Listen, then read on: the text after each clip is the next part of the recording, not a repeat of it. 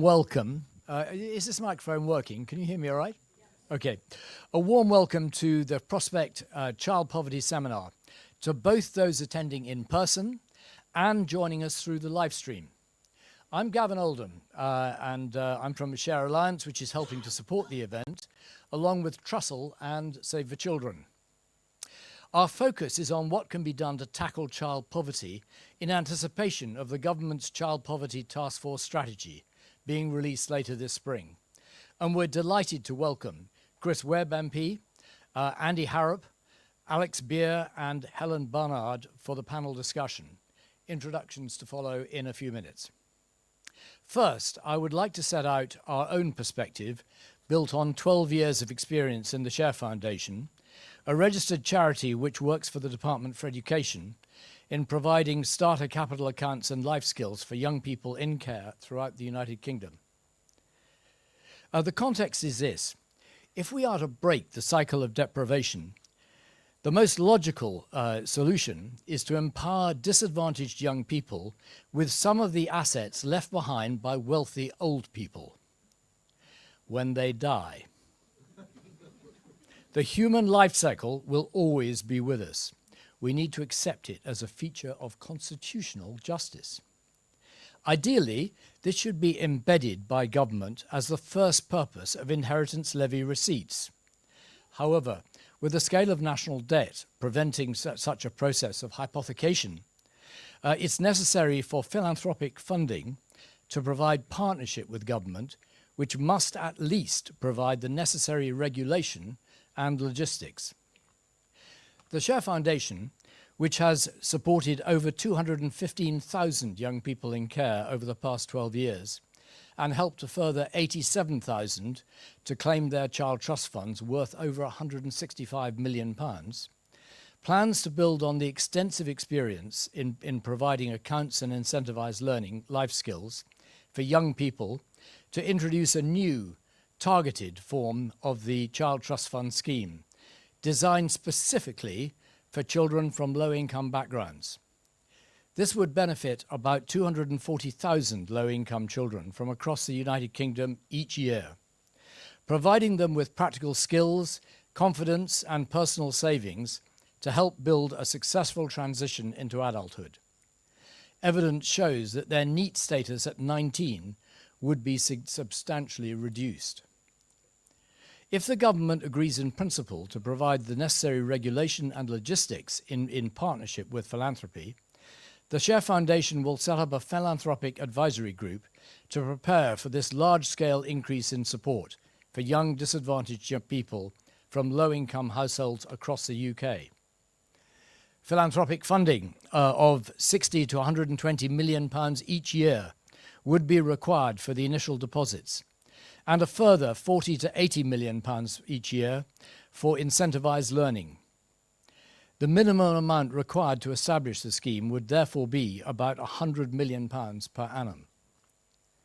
Our proposal has been submitted to the Child Poverty Task Force in January, and a meeting has been arranged between myself and Emma Reynolds, who is the Economic Secretary to the Treasury, to discuss both this proposal and the Share Foundation's plan for automated release of current HMRC allocated child trust funds at 21 years of age. The latter plan would release £340 million forthwith, almost £250 million of which would benefit low-income young people.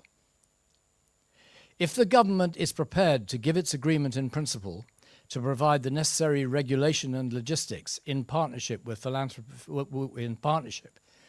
philanthropically provided funding, the Share Foundation will set up a group to prepare for this large-scale increase in support for young people from disadvantaged backgrounds, from low-income households across the United Kingdom.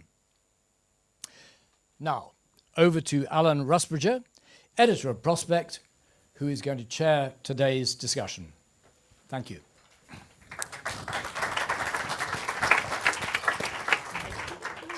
Thank you, Gavin, for those opening remarks, and welcome everybody who is here and who is on the live stream.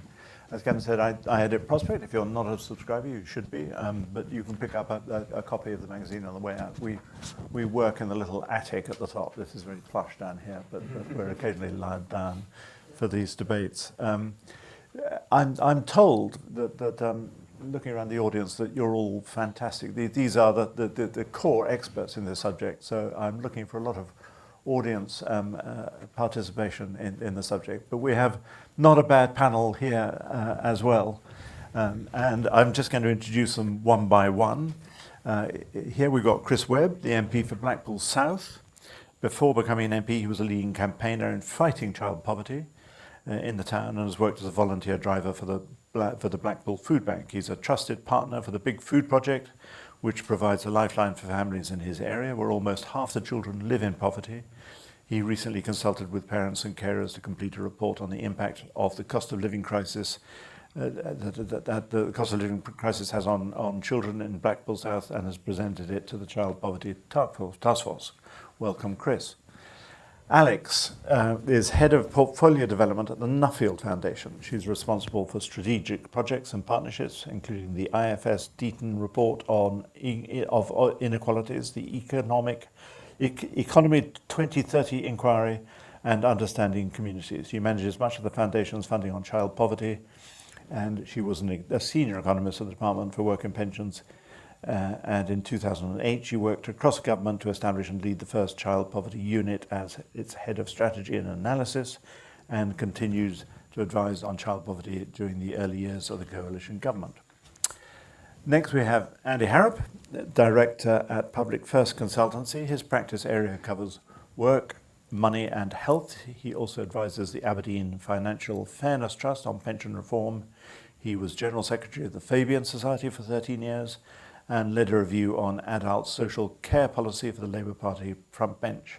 Before joining the Fabians, he was Director of Public and Policy and Public Affairs at Age UK. And finally, we have Helen Barnard, the Director of Policy, Research and Impact at Trussell.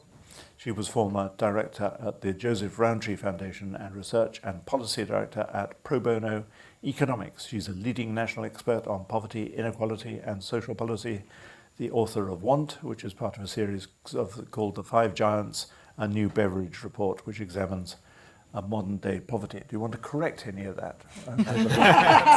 More or less right. We like to get our facts right at Prospect. So the idea was that I was going to ask you each to kick off for a minute. There will be strict tariffs on anybody who speaks for more than so why don't we go in the order in which we sit? Chris, do you want to lead off? Yes, so my name's Chris, I'm the MP for Blackpool South. I was elected in May and then re-elected in July when Rishi decided to call the early election.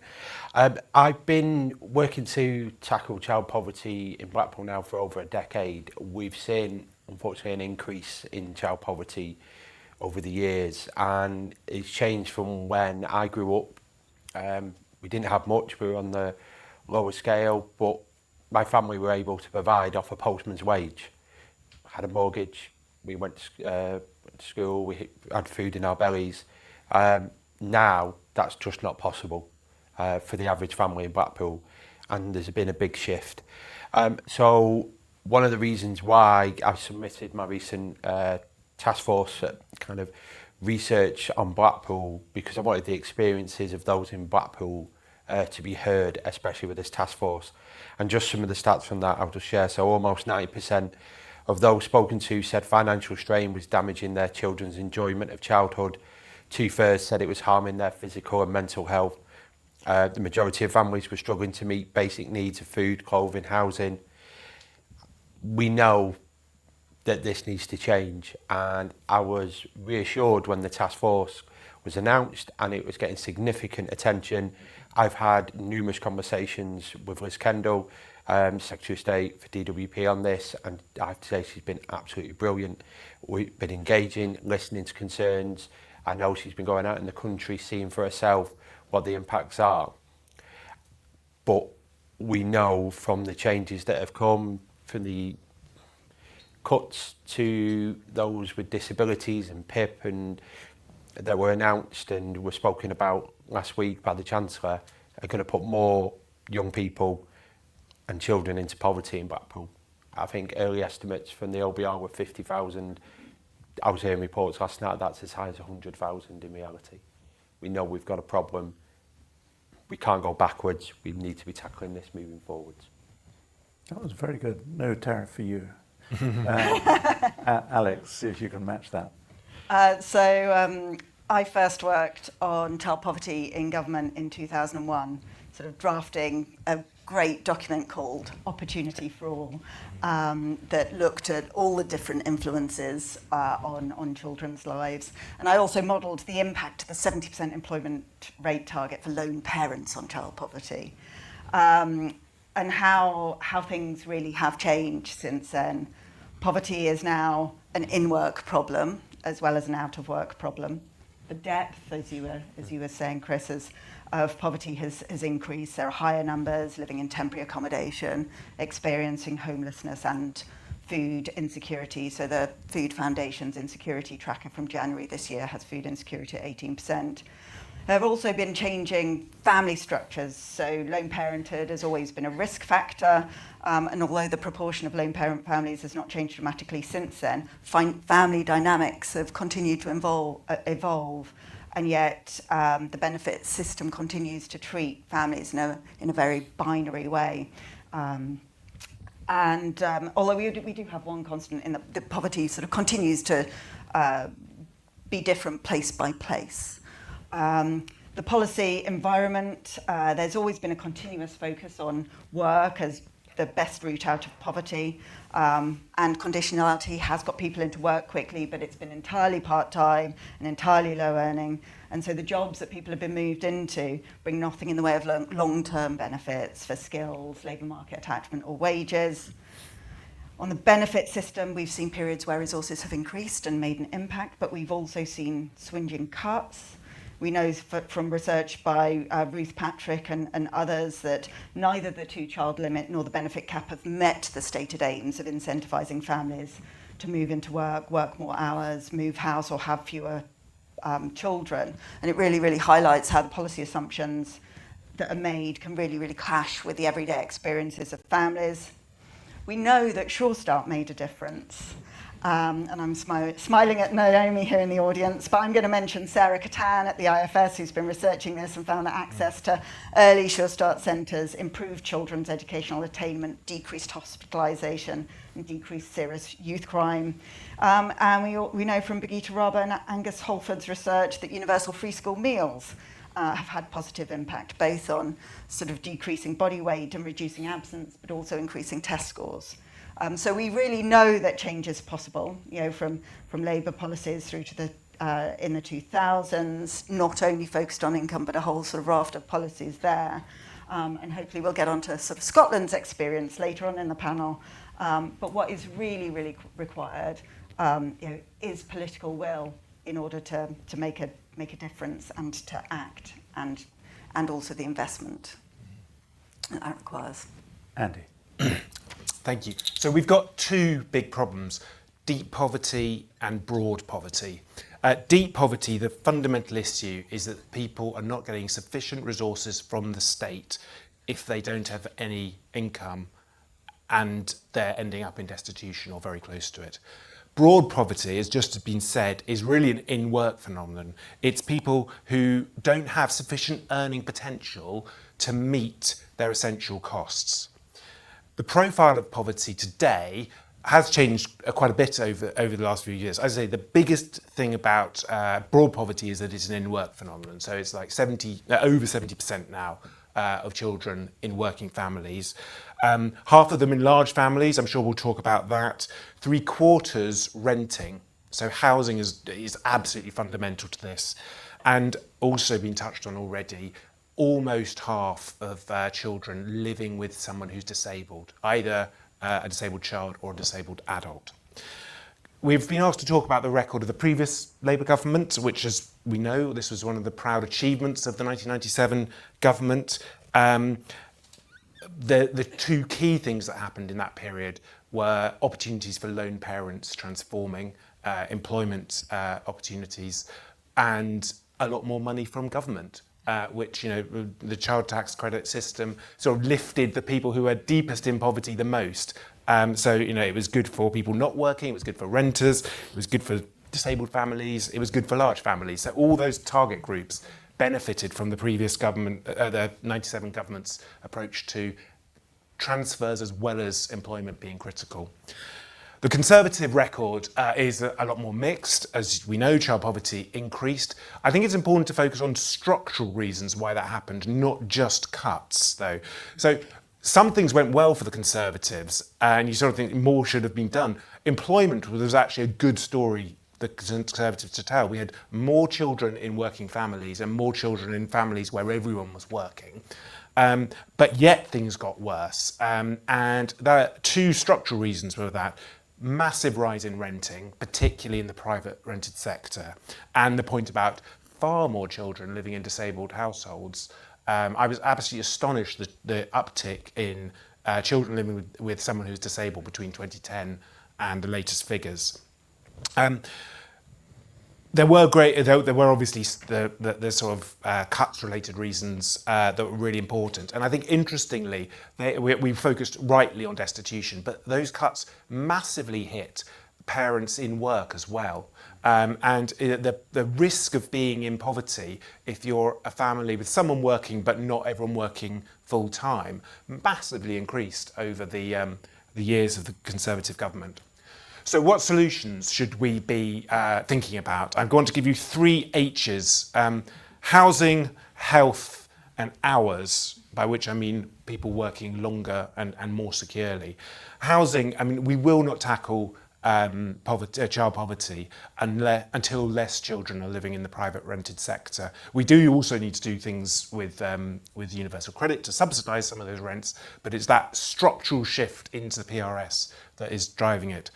Health, similarly, when we've got concerns about children's rising ill health and mental health.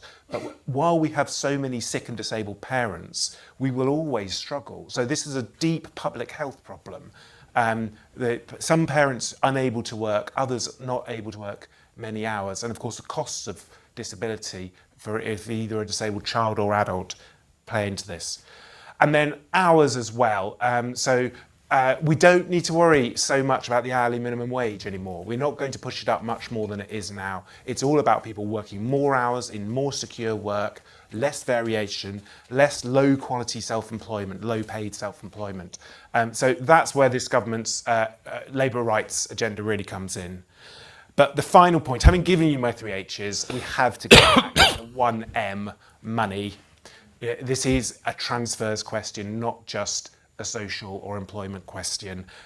I'm sure we'll want to talk about Scotland. Scotland's cuts to child poverty over a pretty short period of time show what you can do if you are politically determined and able to spend relatively modest amounts of money. The last Labour government did it. And we've got universal credit as Labour's inheritance. It broadly works now. It's a very flexible system. You can pull a lot of levers in universal credit to make a lot of people's lives better. Thank you. Andy, that was compelling, but I'm going to enforce it. I lost my tariff. You 10% tariff at least for busting your time limit. 10%. Maybe 20% by then. Helen. So just to build on what Andy was saying, I think the really hopeful thing about child poverty is it is incredibly amenable to policy. So there are lots of challenges facing the country where we genuinely are not sure what you can do to change them, and where it is very hard for a government to make a difference. Child poverty is not one of those. So you can see historically and internationally, when a government chooses to focus on child poverty and it chooses to make the interventions, it works broadly. And when a government stops doing that, it stops working. And in terms of that government intervention, there were kind of 2 things I would emphasise. So one is the straightforward, families need enough money to live on, and in particular when children are young. I think one of the most disturbing statistics is that deep poverty is vastly higher for young children than for anyone else. You've got about a quarter of kids under 4 facing hunger and hardship because they're in such deep poverty. So those are kids who are starting those most important formative years of their lives in the very deepest poverty. And I think that should really shame us as a country. So, you know, getting that money. But the other thing is markets. So shaping markets so they deliver better outcomes is just as important, and actually is how you get the social security bill down. The reason it's so high is because it's making up for failing markets. And the 4 markets that we need to reshape, so there's the labour market, and I think this government is actually making a really good start. If they hold their nerve on workers' rights, that will really help. Housing market, again, this government's, if they hold their nerve, they are going to really change the private rented sector, and they are starting to find money for social housing. The other 2, though, that we haven't talked about yet are the energy market. We have some of the highest energy bills, and that is largely because we have a very weirdly shaped energy market. And again, that's a massive cost for government. And the last one is the childcare market. And we're in the weird situation where, as a country, we put really quite a lot of money into childcare. We're investing not that different amount in childcare than some of our European neighbours, but with really poor outcomes. We somehow pour money into it, and we have a sector where parents can't afford it, workers are incredibly low paid, and most of it is not great quality, so children's development. Now, that's quite an impressive triple whammy to achieve with that much money. And it's because the structure of the market means the money is not delivering, and there is massive profit taking out of it. And we urgently need to restructure that market. That will reduce the amount of money we need to transfer to parents, and we can focus that money on primarily families with younger children, with bigger families, and with disability, who will need ongoing support for much longer, even if we sort out the market problem. I'm going to stop there because I'm scared of Alan's Paris. Yeah, that's fantastic. 4 great opening statements. Now, let's open it up a bit. And Chris, I want to turn to you first.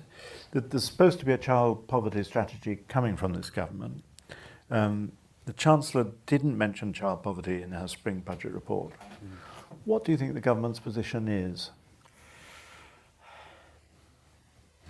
Yeah, that's what. They are concerned. I'm told we should have it by June, the report. The strategy should come out in June, which many of us are really anxious to see. As I say, Liz and the team have been engaging with MPs, especially those from deprived areas like mine, and to hear the views on what's going on the ground, organisations with skin in the game. But this, to me, has to be a multi-department approach, exactly what we've heard from others today. It's not just one answer. I've got, kids from the figures from 22 to 23, 23 to 24 in kind of low-income families has now increased by 10% in a year, just about. And we're seeing from the food bank, and so I'm seeing this on the ground, where I still volunteer, week in, week out, month in, month out, there is an increase in demand. Unfortunately, there's a decrease in donations, so they're having to be very creative in how they do it. But there's been a big shift to in-work poverty. So they've created a new system called the Big Food Truck, where, one, they're trying to support those families, but also eliminate food waste, where families can, for £5, get £30 worth of shopping. And they're working in a mixture of organisations to reduce that food waste and get it out quickly and support those families that are not quite in crisis but are nearly there. And that is growing and growing week in, week out. So we know there's a problem. But our health system in Blackpool is really in a bad way. The ICB's got to find £350 million of cuts. Waiting list for mental health, especially children's mental health, is around 2 years.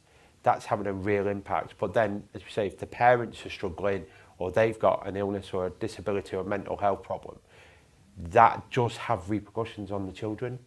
And then that is having repercussions on their education and their prospects going forward. So we've got to look at a way of tackling these right across departments. And all I hear since we've come into government is that, Whitehall doesn't talk to each other, departments don't talk to each other. But I think I heard that under the last Conservative government, under the coalition, under the Labour government in 97. We've got to start knocking heads together. We can't just continually doing the same thing over and over again, expecting a different result. But you say June, but isn't the problem, Andy's money? If there's no money in June, what's the point of having a strategy that you can't deliver? That's the fundamental question. You're absolutely right. And there's many of us that are looking towards the budget and trying to start lobbying and putting ideas forward to the Treasury. But this is, with this strategy, where is the money coming from? That is the million-dollar question. So I can't answer that at the minute, unfortunately. Open to the others. Yeah. What hopes do you have that a meaningful strategy is going to emerge this year? I mean, I thought the hope is it's going to get pushed back from June, if I'm honest now. That I think most of us would rather we push it back until they have accepted they're going to have to do some revenue raising and find some money for it. Because publishing a strategy with no money, it's worse than useless, actually. It's actively damaging. And the government said that the very, very low profile sort of precursor document they published in the autumn said that their aim will be to reduce poverty over the course of this, child poverty over the course of this Parliament. You can't publish a follow-up to that document without money being attached. Just getting over the line with a 2-child limit, which is sort of like the starting point of campaigners' sort of like, social security demands, is obviously a significant spending commitment that can only be made in a budget. So, I think our best case is budget next autumn for implementation next April. But, given everything that's happening fiscally, given the tariffs, the downgrades that we're very likely to see, I'm sure taxes will be increased in the next budget, but they may just be to pay for standstill, let alone all the things that desperately are needed on social security, but on so many. This government faces pressures from every direction when it comes to spending. We have to think about this versus public services, and there are big pressures there, and then defence as well. Alex, the last Labour government reduced child poverty by 1/3. What lessons can we draw from that? And you can talk about Scotland as well if you want. So, I mean, I think the last Labour government was almost sort of story of two halves. I mean, you have Tony Blair, then Gordon Brown. You have pre and sort of post financial crash, and there were at the start there was a very, very broad focus on tackling child poverty, and actually throughout very, very broad focus on tackling child poverty, and that also came with huge investments in families, in the tax credit system, through child benefits, etc. And you saw that make a significant difference. The second half more, I would carry under sort of Gordon Brown's leadership, even though the will was sort of still there to continue investing in tackling child poverty, the resources were starting to diminish, and that's when you saw the introduction of the child poverty legislation, which was trying to keep people's eyes focused on the prize of tackling child poverty, to try and keep activity sort of focused on achieving some really important goals and bringing the child poverty numbers down. But I mean, I think the coalition government came in and then characterised the sort of Labour government's approach of just throwing money at the problem and encouraging benefit dependency. But actually, that really diminishes the really sort of broad approach, through Sure Start, through a wider set of investments in children and in families that brought about changes in children's lives. Do you want to talk about Scotland and tell us what's been happening there? I'm not a Scotland expert, but look at the statistics. I mean, the child payment has transformed the child poverty situation. I think the numbers out a couple of weeks ago is 22% poverty in Scotland, 31% poverty in the UK. As Helen has said, this is tractable, and it also goes to the politics of it. Can you create a political coalition where a child poverty payment becomes a settled will that sort of would be very, very contentious to want to undermine or unpick? And I think that is, I think the big challenge, we just talked about the fiscal situation, but the political buy-in south of the border is the big next step.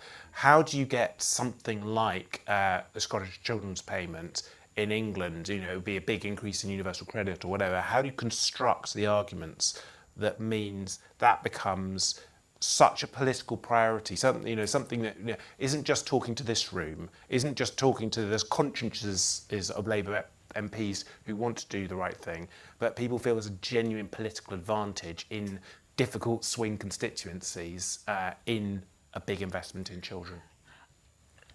I mean, that I think when I was kind of reflecting on the achievements of the last Labour government, but also what we can learn that we didn't maybe get right during that period. One of the things I think is this point about public buy-in, because I think one thing that was so striking was when you had a change of government come in and essentially many of the policies undone, so Sure Start massively cut, enormous cuts to benefits, child poverty going up. Those governments paid no political price for that at all. And that's a real contrast, say, to the position with older people and pensioners, where the public argument was one, that as a nation we will not allow going into older age to be kind of plunging into poverty, and it is politically toxic to even touch the triple lock, which is just an uprating mechanism, let alone touch the actual payments. And it's really interesting that we never won that battle on child poverty, and it feels to me that now there is, even if we achieve good things over the next few years, it is that there is something for us as a community of people who are interested in child poverty. How do you embed it in the British public so deeply it cannot be undone? And that is a real irony, actually, given how many people will be in touch with the benefit system at some point during their working lives. So I think the stats are roughly 1 family in 4 is eligible for benefits at any one point in time, and at least half of us will be eligible at some point in time for a working age means tested benefit. So actually, surely all of us ought to want the system of supports for those who fall into low income to actually be there and to be in place. So there's a real disconnect. But I think that I remember sort of really strongly under the coalition government the real focus on the responsibility that families needed to take for their lives. That parents really needed to do the right thing, and yet so much of a focus. And I think that does actually resonate with the public, but that narrative really focuses on parents' capabilities, but not the pressures that all families are under, and except some families who face a much more sort of significant amount of pressure. Helen, do you want to talk about some of the other countries, the Nordic countries and the Scandinavian countries, who seem to have done much better? Yeah, so I was looking at this as kind of 3 groups of countries on child poverty. You've got the kind of pack at the top, which is the Nordic countries, some of the Eastern European countries.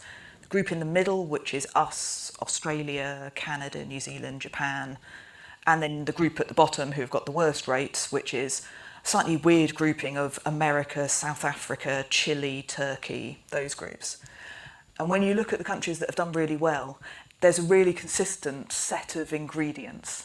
So one is they invest in generous family benefits, particularly when children are young, and that's completely universal, you just have to do it. The second is around employment rates, particularly for mothers, but crucially, it is about having high employment rates for mothers and fathers in good work. So somewhere like Denmark has incredibly high employment rates and very low in-work poverty. And I think that's the other 2 failures probably of the previous efforts, were that we were very good at getting people into work and incredibly bad at getting people into work that got them out of poverty.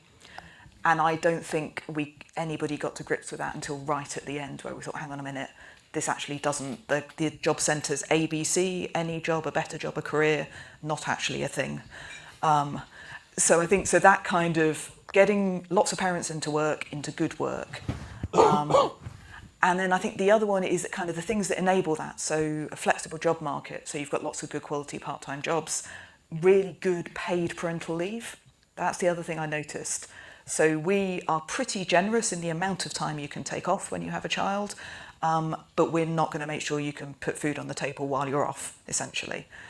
And that is something else which the best countries do. For those kind of 14 months or so, you get really good support. So it's those ingredients, and they have a focus on it. Almost all of them have targets, have a strategy, have that political focus. Now, I warned you that you're going to have to earn your breakfast, but this is good news because you're all the experts here. So I'm going to turn it over to you. We need some fantastic questions or provocations. Yeah, We got in the front here. We'll just wait until we've got a microphone so everybody can hear. I think when we look back, the point which I think Helen made about nobody making a noise when it was reversed is a really important one. But we need to remember the context. Incomes have been going up for some time. Children's benefits have been going up faster. There was a big debate about whether relative poverty was really what we should be looking at. Now, to take up Andy's point about deep poverty, I think there is a real awareness with food banks and so on that this is something which is unacceptable. And sadly, it's taken that to change attitudes, and some of the attitude surveys show that, and we need to build on that. Interestingly, there's still the issue about who do we care most about, and children are, the second most popular ones after older people. It used to be disabled people as well, but I'm not too sure anymore. But interestingly, the one sort of ray of hope in the Green Paper and budget was increased by roughly 1% in real terms a year in the universal credit standard allowance, which is recognising that it's too low, but actually, like the £1,000 boost we had during the pandemic, it's actually oriented towards people without children who have to be doing even worse. Yeah. And so my reflection would be there is a real scope for changing attitudes and building on those changed attitudes and seeing the merit, especially because with universal credit, people at least probably half know that it's not just people who are out of work, but in work as well. But that's tricky when you've also got the people without children, and where do you put your emphasis now, and how do you bring people with you?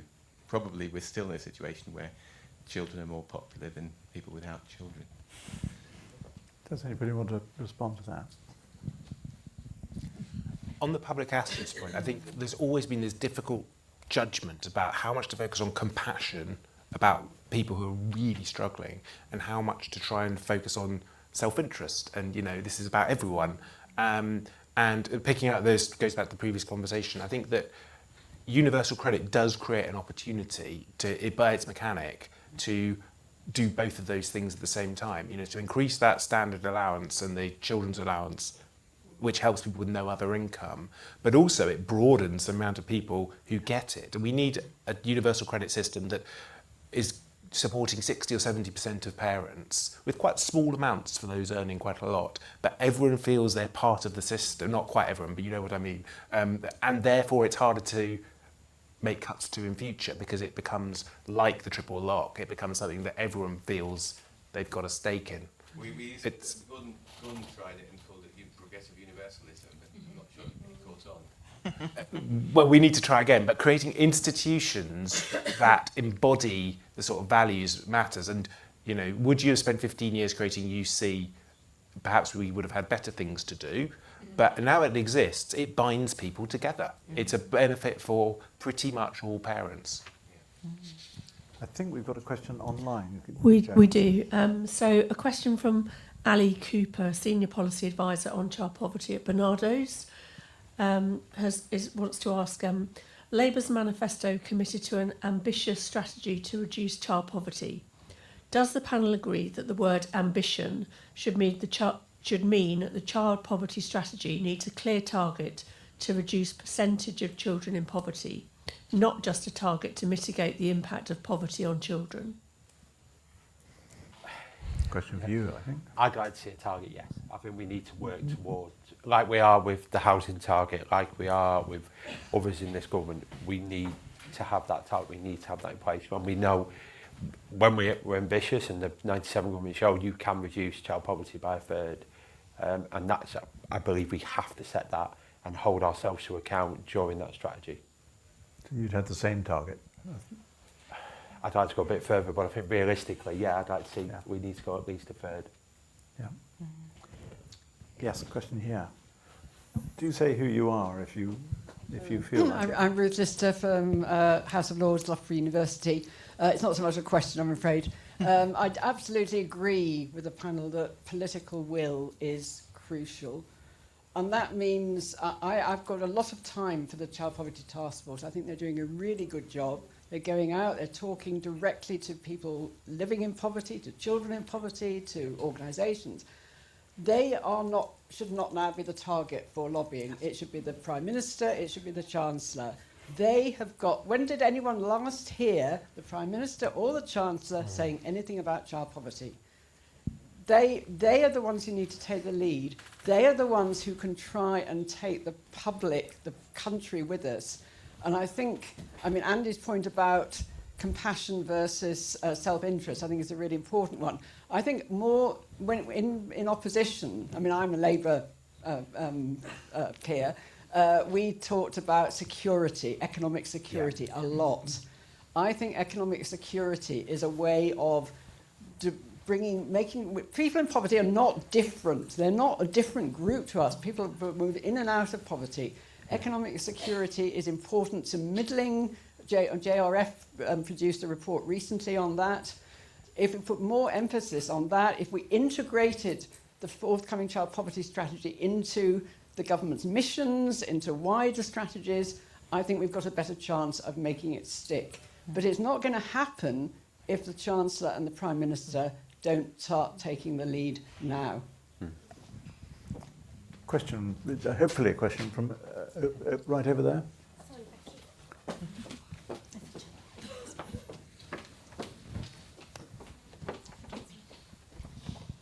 Hi, I'm Becky Slack. I'm from a communications agency called Agenda. We work with charities and trade unions. I've spent the last 4 years living in Belgium, and before that I spent 5 years in France, both of which have lower child poverty rates than here. Both have got really strong social security systems. Both have much higher taxes. And I wonder whether we need to be having a more sensible conversation about tax increases in order to be able to pay for this and to find the money for that strategy. And if so, how do we frame that with the public so that they buy into it? Chris, I'm afraid you're going to be put on the spot quite a I'm lot. tuned for this one. Yeah. Do you want more taxes? Go on. So I mentioned when I did my statement nearly 2 weeks ago now about the welfare cuts, saying we need to look at alternatives. And the progressive millionaires came out with their proposal of a 2% wealth tax on assets over 10 million. I thought that was really interesting. I thought, the fact, it's not often you hear millionaires wanting to be taxed more, but a sensible approach. We're in a realistic where the Chancellor has made a commitment about no tax increases. We can all hope for them. We've got to work in what we've got at the minute. I think there has to be an honest conversation, and I think the public are up for it. If you're realistic, and they know the world's changed, they're seeing it on their screens, they're seeing it on TikTok, they're seeing it on all social media every day now. And I think they're willing to do more to have a better standard of living for themselves and for children and others. So I'll give an example. So in a former life, I was the Deputy Police Commissioner for Lancashire, and part of my job every year was to go out to the public and engage about the police precept. And it was to say, would you be willing to pay more council tax if you got more police officers? Majority every year said yes. If I'm willing to pay £10 more a year on my council tax if it means I'm going to see more bobbies on the beat.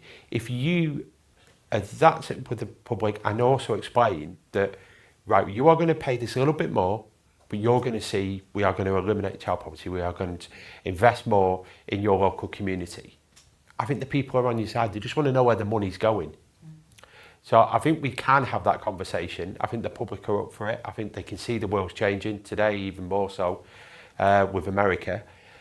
So, but I do think we've got to have that conversation. So what you're saying is, despite the manifesto pledge less than a year ago, the world has changed enough that you should break that manifesto pledge? I think it's enough to start that conversation without a doubt, and have that and to gauge the views of the public to see, you know, what they like, what they want to see a government producing in this parliament. It's tricky, you know. I would not, you know, want to be in the chair of the Chancellor. I think it's an incredibly difficult job. What we've inherited is quite frankly a mess, and I've always been quite worried. I don't want to be one of those politicians like an armchair football fan shouting at the manager at home through the TV, you know, saying I can do a better job. And I think she's an incredible job. But nevertheless, you're a backbencher. Yes. So you're free to speak. I am. And you want to see poverty reduced by a third. I mean, it's a question of going beyond starting the conversation. Can't you just say you want higher taxes?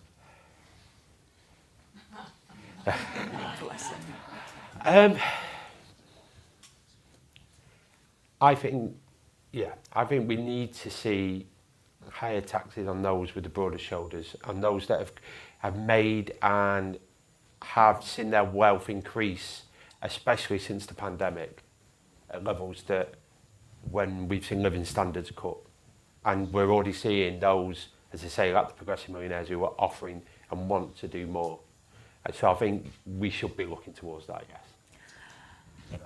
There was a question over there and another question there. Yeah. Good morning, everyone. James Clark, Southampton Itchin Labour branch. My question is, we are seeing a link between child poverty and school attendance. Maybe the role of schools in helping reduce child poverty, what would your recommendations be to help with that? I mean, so yes, absolutely. To some extent, I would think we had to slightly flip the question. So one of the things I think we've seen in the last few years is this massive rise in poverty, particularly in this deep poverty, and also a hollowing out of services, both state services and charities in a lot of areas. And what I think we're now seeing is in a lot of communities, the kind of last men standing are the primary school, the GP surgery and the food bank. And you've got these three organisations who are all kind of there trying to hold it. So there was some research that was done a few months ago by Joseph Rowntree Foundation with NHS and primary schools. And it was really interesting. There was this overwhelming finding of how difficult it is to deliver your core business of health and education because you are now having to directly address poverty. So literally primary schools employing people to support parents with housing problems and benefit problems because they've got people rocking up at the school gates in tears because they're about to be evicted, and kids who are coming to school exhausted because the bed broke and they can't fix it and they know their parents are worried. And the same with GP, you know, the number of GP surgeries and schools that now have an informal food bank of their own. Yeah. And then you've also got food banks and independents who again are kind of holding at the end of the funnel in a sense of need. But there's such hollowing out elsewhere. So I think if we want schools, if we want the investment the government is making in schools to have the impact they think it's going to make, they've got to do something about poverty, and the same in health. Pouring money into health, it's the right thing to do. The NHS is being overwhelmed by poverty-related health problems. So we have to do something about that if we want our services to actually function properly. Did you want to jump in? So the Nuffield Foundation funded some work by Jenna Julius and Amy Skip, which looked at the sort of impact on schools of the cost of living crisis, sort of echoing much of what you're saying, Helen. So the school leaders reporting how cost of living pressures have increased, the numbers of pupils requiring additional support, and the level need, increased demands on financial support to access sort of learning, social and extracurricular activities, all things that are really, really important for young children. Cost of living pressures have exacerbated the well-being and mental health needs amongst pupils and led to an increasing in safeguarding concerns. So all just, really, really increasing the pressures. And in addition, school budgets have been stretched by cost of living pressures and teachers' wage demands, etc. So many schools are actually taking cost-saving measures that directly impact on the teaching and learning environment. And there have been real sort of challenges in getting teaching assistants and support staff, and those have all been exacerbated by the cost of living pressures. So we can just see the need for this really integrated cross-government, cross-departmental focus on all of those key areas so that they can all function. Yeah, just to say in the schools, when I do the drop-offs for the food bank when I'm doing my driving, the biggest kind of organised drop-off is schools, especially primary schools. And that stuff we drop at the front door, it's collected at the evening and it's gone every day. And this is on top of Blackpool Council now, I think it's coming up to its 11th year, has been funding free school breakfast because of the poverty levels in Blackpool. For me as well, we need to move to free school meals across the board, universal.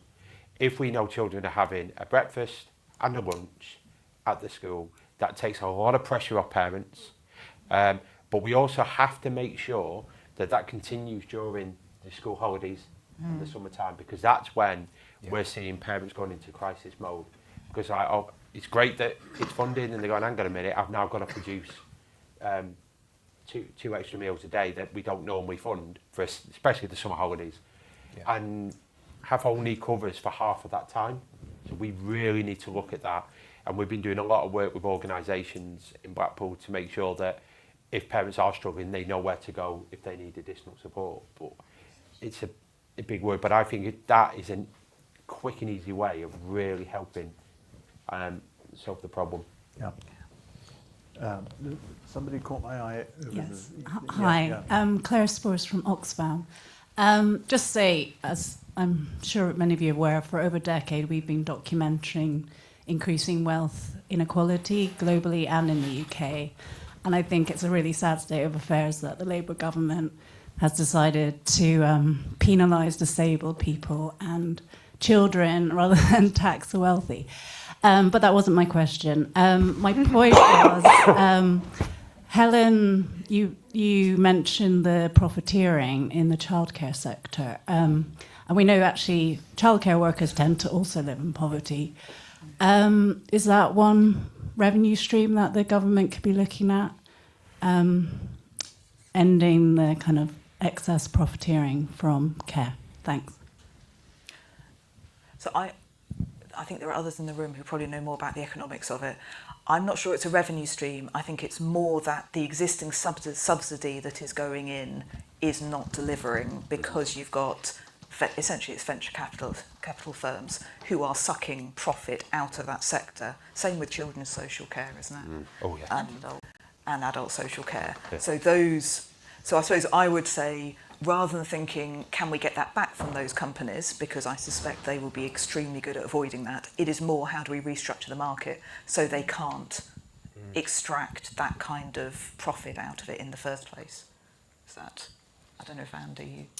Yeah, I know more about adult social care than children's services, but there's this weird situation where you've got profit extraction and the rates being paid are very low. So, a lot of the childcare sector say, well, you're just not paying us enough to do a decent job, and then the charges on the side come up. So, what's going on there? I know in adult social care, it's all a property play. They're just speculating, hoping the land value goes up, sell a few years later. But I don't know the children's market. Yeah. Joe, Well, you're I in mean- charge of, hold on, Oh, you're in yes. charge Yeah. of timekeeping. Have we got time for one more question? So engrossed in the discussion. Give us one more question from Yes, on. so Yeah. this from Stacey Carmichael, Partnerships and Programmes Manager from BBC Children in Need. A question for you, Helen. Given the fantastic work Trussell has done to bring youth voice to the food poverty conversation, particularly about changing the poverty narrative in schools, and the work being done for youth voice participation to lead the development of the National Youth Strategy, can you say anything about youth participation in the development of the child poverty strategy? That's interesting. So I actually don't know. I don't know if others know. Has there been a stream of engagement? There must have been with young people themselves. You don't. Okay, so there has been. Yeah, but I think in some way maybe it speaks to a broader point, which is about to what extent do we design policy with people or do it to them. And again, one of the things we've never been very good at is designing things. I mean, universal credit is kind of the great example. Had we designed that with people who are within the system, most of the problems we've encountered wouldn't have happened. So I think that kind of speaks to how do we design policy with children and families so that it properly speaks to the reality of their lives. Because so many policies have fallen down because it looks great when you're in a room with policy people and kind of doesn't work on collision with reality. Yeah, I think I'm not aware of any sort of engagement with children. I've heard people make the case and tell me that there isn't work with going on with children about sort of their experiences of universal credit and the like. I'm not aware that any is going on. I am aware that there is really quite sort of active engagement in the development of the child poverty strategy with parents of families sort of living on low incomes. The most notable stream of work that I'm aware of is with Changing Realities, that that provides a great forum for parents living in families on low incomes to make their voices heard, say what their needs and their experiences are, and are taking a sort of really strategic look at the whole system. What are the even how the way that the benefit system sort of interacts and engages with people is, and such that it would do so with dignity, is really important, as well as, of course, highlighting the really, really hard work of living on low incomes. We could easily go on talking all day, and I can see lots of people wanting to ask questions, but I'm under instructions to bring this to a close at 10:30. So I just want to thank the panellists. I want to especially thank Chris, because poor old Chris had to bear the brunt of all the questions about the government, for which he's not wholly responsible. I want to thank Trussell, Save the Children, and Share. Please collect a copy of Prospect on your way out, but before you go, there's a cup of coffee upstairs so that people can continue the discussion upstairs. Again, thank you for coming.